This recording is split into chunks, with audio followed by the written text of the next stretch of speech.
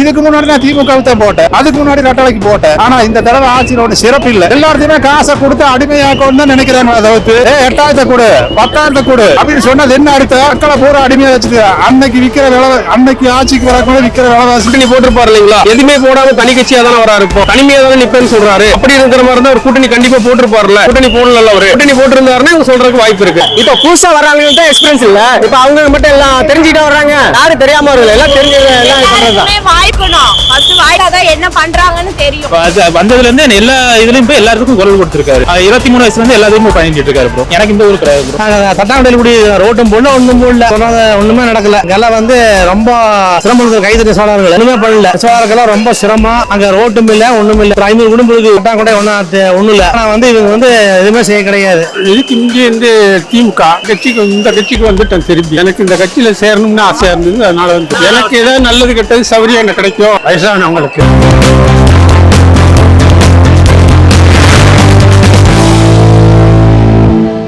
அவர் வந்தாருன்னா இந்த டைம் எல்லாத்துக்கும் ரொம்ப எல்லாம் இது வரைக்கும் ரெண்டு ஆட்சிக்கு கொடுத்துட்டு இருக்கிறோம். இந்த டைம் ஒரு மாற்றங்கள் கொடுக்கலாம்னு சொல்லி எங்க இளைஞர் அடிப்படையில எல்லாமே சொல்றோம். அவங்க இது வரைக்கும் 5 வருஷம் இருந்திருக்காங்க. 5 வருஷம் இருந்து என்ன பண்ணிருக்காங்க? எல்லாம் பண்றாங்க, ஒன்னொன்னு தான் பண்றாங்க. எங்க தலைவருக்கு ஒரு மாற்றங்கள் கொடுத்தா ஏதாச்சும் எல்லாம் முழுக்க எல்லாரும் நம்ம இளைஞர் அணிக்கு நல்லது கொடுப்பேன்றாரு. அதனால வந்து கொஞ்சம் நாங்க ஆறுதல் கொடுக்குறோம். எல்லா இதுவும் சப்போர்ட் பண்றோம். இல்லைங்க, சொல்றது எல்லாருமே சொல்லிட்டே இருப்பாங்க. எது வேணாலும் சொல்றதுக்கு நம்ம எது வேணாலும் வாய் திறந்து சொல்லிட்டே இருக்கலாம். என்ன நடக்குது அப்படின்னு வந்து இவர் நம்ம ஒரு டைம் வாய்ப்பு கொடுத்து பார்க்கலாமே, என்ன பண்றாரு அவங்க. சரி, அவங்களும் இது மாதிரி பண்றாங்க, பண்ணலன்னு சொல்றாங்க. விக்கிற விலைவாசிக்கு நீங்களே கணக்கு போட்டு பாருங்க. அன்னைக்கு அரிசி 3,900 ரூபாய், அன்னைக்கு 5,100 ரூபாய் ஒரு மூட்டை. இதே இந்த ஆட்சி முடிஞ்சு மீண்டும் அதே ஆட்சி வந்தா 7,000 ரூபாய் ஆகும். நீ கொடுக்குற 2,000 ரூபாய் வந்து ஒரு நாளைக்கு 66 ரூபாய் தான் கணக்கு. 66 ரூபாய் வச்சு மக்கள் என்ன பண்ணுவாங்க? சரி, ஒரு வருஷத்துக்கு தண்ணி வேறி 2,500 ரூபாய் வாங்குறீங்க, அடுத்த வருஷம் 4,000 ரூபாய் வாங்குவாங்க. இதையெல்லாம் எந்த கணக்கு நாம எடுக்கிறது? மக்கள் கொஞ்சம் சிந்திச்சு பார்க்க வேண்டும். கண்டிப்பாலுமே சொல்றேன், மக்கள் நல்லா சிந்திக்கணும். அவி கொடுக்கிற 2,000 ரூபாய்க்கு ஆசைப்பட்டாங்கன்னா நாடு இன்னும் அவி நல்லா இருப்பாங்க. மக்கள் நிக்கிற நேரமா ரவுண்டு ஷிஃப்ட் வேலை செஞ்சால் மக்கள் கடன் அடையாது. இதுதான் உண்மையான உண்மை. காசுக்கு ஆசைப்பட்டாங்கன்னா நாடு வீணா போகும். 2 பேருமே திருடிக்க தான் பாக்குறாங்க. ஆனா இவர் விஜய் தமிழ் வந்ததுன்னா நல்லா செய்வாரு. அவர் நடிக்கிறத விட்டு வர்றதுன்னா இதெல்லாம் நல்ல சமாச்சாரம். அதனால இவர் விஜய் நல்லா சொன்ன செய்வாரு. ஆனா இவங்க 2 பேருமே ஆண்டாங்க, 10-15 வருஷம் ஆண்டாங்க. நல்லா திருடியே தின்னு ஓட்டாங்க.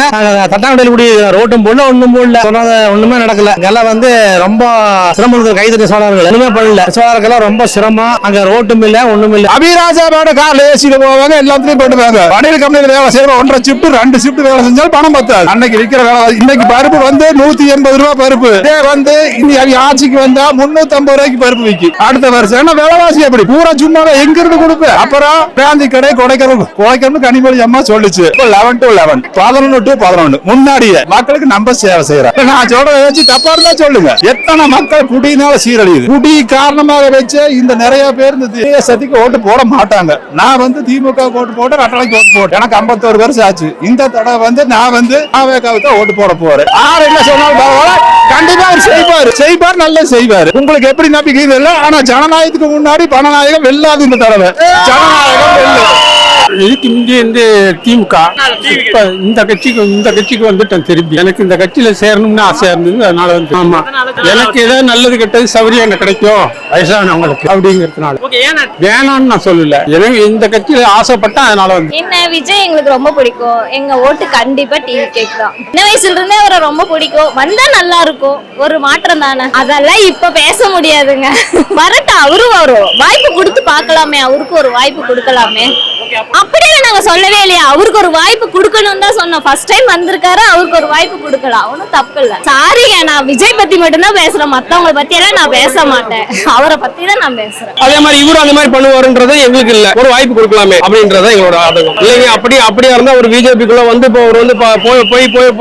கூட்டணி போட்டிருப்பாரு இல்லைங்களா? எதுவுமே போடாம தனி கட்சியா தானே வரா இருப்போம், தனிமையா தானே நிப்பேன்னு சொல்றாரு. அப்படி இருக்கிற மாதிரி இருந்தா ஒரு கூட்டணி கண்டிப்பா போட்டிருப்பாருல. கூட்டணி போடல, அவரு கூட்டணி போட்டிருந்தாருன்னா இவங்க சொல்றதுக்கு வாய்ப்பு இருக்கு. அவர் நான் தனிமையா வருவேன், நான் மக்களுக்காக வரேன்றாரு. யாருக்காக? மக்களுக்காக நான் வந்து வரேன் அப்படின்னு அவர் சொல்றாரு. அதுதான் அவரோடது.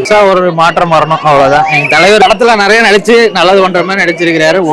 அரசியலுக்கு வந்து எங்களுக்கு நல்லது பண்ணுவார். நான் உதயநிதியும் படத்துல நடிச்சுட்டு வந்தவர் தானே. அவர் என்ன வேணாலும் பேசுவாரு. அவங்க கட்சி என்ன பண்ணிட்டு இருக்குது, இந்த தொகுதியே எடுத்து பாருங்க, இங்க என்ன நடந்துட்டு இருக்குது, என்ன பண்ணிட்டு இருக்கு. எலெக்ஷன் டைம்ல கேம்பெயின்காக மட்டும்தான் வர்றாங்க, வேற எதுக்கும் வர்றது இல்லை. இன்னும் சிறப்பா இருக்கு. இது வந்து பூராமே ஆளுங்கட்சிக்காரர் செய்தாரா நீ அபிஷேகர் சதியா என்ன தெரியல. அவருக்கு மட்டும் ரோடு ஷோ அதுவும் விட்டு பர்மிஷன் நிறைய கொடுத்தாங்கன்னா அவரை வீழ்த்த 6 நாளே ஆகாது. உண்மையாலுமே சொல்றேன், அவருக்கு மக்கள் சக்தி அதிகம். அவர் எனத்தை வேணாலும் பணத்துல அடிக்கிட்டு காசுல அடிக்கிட்டு ஒன்னும் பிரச்சனை இல்ல. ஜனநாயகத்துக்கு முன்னாடி பணநாயகம் இந்த தடவை தோக்கடிக்கப்படும். இதுக்கு முன்னாடி நான் திமுக தான் போட்டேன், அதுக்கு முன்னாடி ரெட்டலைக்கு போட்டேன். ஆனா இந்த தடவை ஆட்சியில் ஒண்ணு சிறப்பு இல்ல. எல்லாத்தையுமே காசை கொடுத்து அடிமையாக்கணும் தான் நினைக்கிறாங்க. அதாவது மக்களை பூராவி கோமாளியா நினைச்சிட்டு இருக்காங்க. 8000 கொடு 10,000 கொடு அப்படின்னு சொன்னது என்ன அர்த்தம்? மக்களை பூரா அடிமையா வச்சுட்டு அன்னைக்கு விக்கிற விலை, அன்னைக்கு ஆட்சிக்கு வரக்கூட விக்கிற விலைவாசி 500 குடும்பத்துக்கு கூட ஒண்ணும் இல்ல. ஆனா வந்து இவங்க வந்து எதுவுமே செய்ய கிடையாது. ஆனா திருப்பூர் மாநகர பனியன் கம்பெனி எல்லாம் ரொம்ப இருக்கு. இவர் வந்து நல்லா செய்வாரு. அதனால வந்து விஜய் வேலை ஓட்டு போடுங்க, விஜய்க்கு ஓட்டு போடுவாங்க. ஆனா விஜய் வந்து சொன்னது செய்வாரு. அவர் வந்து மேல விட குடமாட்டேங்கிறாங்க. அந்த மெயினா வந்து உங்களுக்கு அவர் மேல வர குடமாட்டாங்க. இதெல்லாம் வந்து ஆளுக்கு கரூர் சம்பவமே ரொம்ப நாடகம் ஆடிட்டாங்க. அதெல்லாம் வந்து ஒரே நாள்ல 40 யோசனை பண்ண முடியுங்களா? யோசனை பண்ணி பாருங்க, நல்லா யோசனை பண்ணி பாருங்க. 1-2 தான் பண்ண முடியும். 40 பேர் பண்ணிக்கிறாங்கன்னா என்ன ஒரு தைரியம். அவங்க வந்து சதி செஞ்சுட்டாங்க. அதை வந்து எங்களுக்கு எல்லாம் தெரியும், சதி செஞ்சுட்டாங்க. பொதுமக்கள் எல்லாம் நல்லா கண்டுக்கிட்டாங்க. நீங்க வந்து அவர் வந்து வர குடமாட்டேங்கிறாங்க. அவர் வந்ததுன்னா நல்லா செய்வாரு. இந்த வருஷம் ஃபர்ஸ்ட் நான் ஓட்டு எடுத்துருவேன். ஃபர்ஸ்ட் ஓட்டு அவருக்கு தான். எங்க ஃபேமிலில நான் இங்க தமிழ்நாட்டுக்கு மாற்றம் வரணும்ன்றதுக்காக இந்த வருஷத்துல ஓட்டு போடுறதே நாங்க மட்டும்தான் மாற்றம் வரும். இவங்களுக்கெல்லாம் ஓட்டு போட்டா ஒண்ணு, அவர் வந்தா மட்டும்தான் மாற்றம் வரும். பெண்களுக்கு அவ்வளவு சீக்கிரம் எதுவுமே பசு தட்டுப்பாடு. இதை நாங்களே போய் நின்று பாக்குறோம். எங்களுக்கு முன்னாடி போகுதுங்க பஸ். அவர் சொல்றதை வச்சு அவர் எங்க நாட்டுக்கு சுதந்திரம் வரும்னு நாங்க நினைக்கல. அவர் மேல விஜய்க்கு எல்லாருமே ஓட்டு போடுங்க. விஜய் பாக்குறது ஒரு அரசு இப்ப வந்திருக்கிறதுனால ஆர்வத்துல இருக்கும். இந்த வருஷம் ஃபர்ஸ்ட் ஓட்டு அவருக்கு தான். அவர்னாலதான் எல்லாமே பண்ண முடியும். இப்ப புதுசா வர்றாங்க எக்ஸ்பீரியன்ஸ் இல்ல. இப்ப அவங்க மட்டும் எல்லாம் தெரிஞ்சுக்கிட்டே வர்றாங்க. யாரும் தெரியாம வரல, எல்லாம் தெரிஞ்சு எல்லாருக்குமே வாய்ப்பு கொடுக்கணும். ஃபர்ஸ்ட் வாய்ப்பு கொடுத்தாதான் என்ன பண்றாங்கன்னு தெரியும். எல்லாரும் சொல்லியிருக்காங்க. எங்க குடும்பமே அதான் மாறிட்டு. கட்சியில ஓட்டு போடணும், நல்ல விதமா இருப்பாங்க, எல்லாருக்கும் நல்ல செயல் கிடைக்கும் அப்படின்னு சொல்லிட்டு இருக்கு. அவங்க என்ன வேணாலும் பேசலாம், வாய் இருந்தா என்ன வேணாலும் பேசலாம். விஜய் வந்தாதான் மாற்றம் வரும். யாரு என்ன வேணாலும் பேசிட்டு போட்டோம், வெற்றி எங்க விஜய்க்கு தான். எனக்கு வந்து அவங்கள பத்தி பேசுறது இன்ட்ரெஸ்ட் இல்ல. நம்ம ஆள் தளபதி தான். அவருக்கு மட்டும் தான் நம்ம இது. அவங்க யாருக்கு சொல்லிட்டு போட்டுங்க.